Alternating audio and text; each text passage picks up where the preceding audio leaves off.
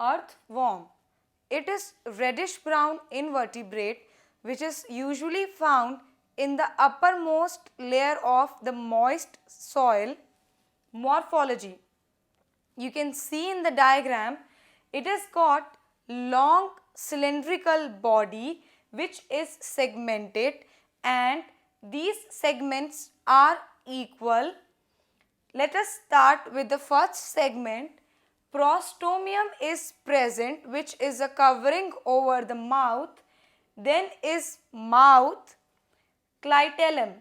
It is present on 14th, 15th and 16th segment.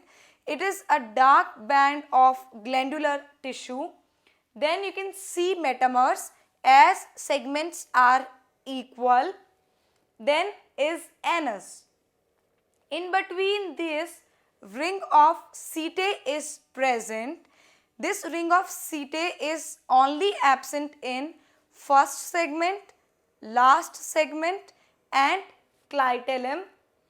You can see in the diagram male and female genital aperture.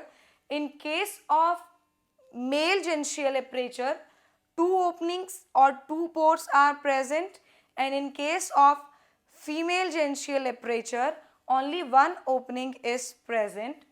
This setae, they are responsible for the locomotion. Anatomy. The outermost layer of earthworm body is known as epidermis. Below it, 2 muscle layers are present and the innermost is coelomic epithelium. Alimentary canal. It is the long tube-like structure which starts from the first segment and is present till the end. Let us understand it through the diagram. It starts with mouth. Mouth goes into pharynx and pharynx then goes into esophagus. Esophagus is a thin long pipe. Then gizzard is present. Gizzard is responsible for the churning or grinding of the food. From gizzard, food goes to stomach and from stomach it reaches to pretyphosolar part of the intestine. From this it reaches to intestinal cecum, then intestinal lumen. You can see in the diagram next to intestinal lumen typhosole is present. Typhosole is nothing but loose folds which are responsible for increasing the surface area for absorption. Next is they have got closed circulatory system.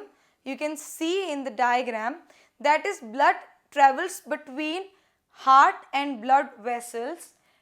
Dorsal vessel is present, lateral vessel is present, lateral hearts are present, commissural vessels you can see and subneural vessels you can see. Blood in case of earthworm is phagocytic in nature. For respiration, they do not have any particular or well developed organ. Respiration usually takes place through moist body surface.